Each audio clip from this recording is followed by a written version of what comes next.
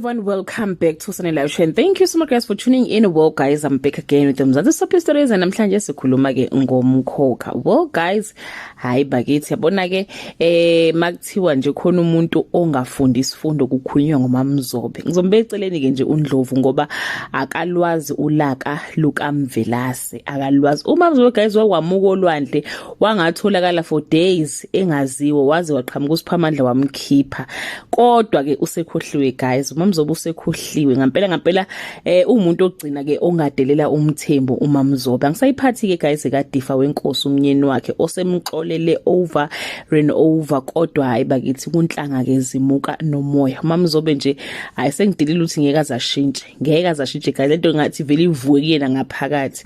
Nimbonile guys indlela becula ngayo ngolesihlanu ukuthi hayi akanandaba nalutho, akanandaba naDifa lo ke amganile. Into ke ezokwenza leli viki uMamZobe guys uzomdelela kakhulu uDifa, uzothatha imoto yakwaGumede, imoto kaDifa ahambe onikela ngayo ke kukhuleka nafika amgoqela amtshela ukuthi uMvelase ungithumile wathi angizokunikela nathi imoto, nasi isikhiye semoto, nathi imoto. uSifociya guys ke uSifociya uzoshiya ke uSiphamandla ayi kukhulekani ke uxoki ke nje kaSifociya ke nabo lobo.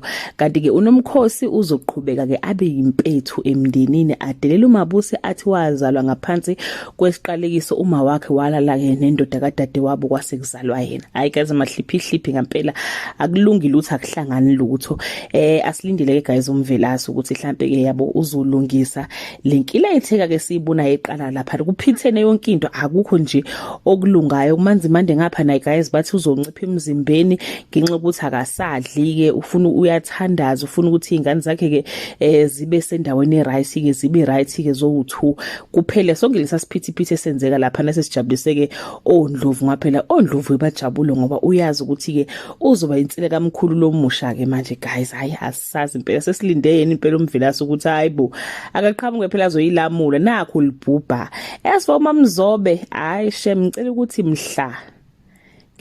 mhla uMvelase edila naye ningamudabukeli guys, ningamdabukeli uMamZobe ngoba phela nina ngiyanazi ngicela nithi hayi nkosami sekubhlungu ngempela. uMamZobe akabuza ubhlungu guys. That brings us to the end of this video. Do leave your comment below and share your opinion. Bye.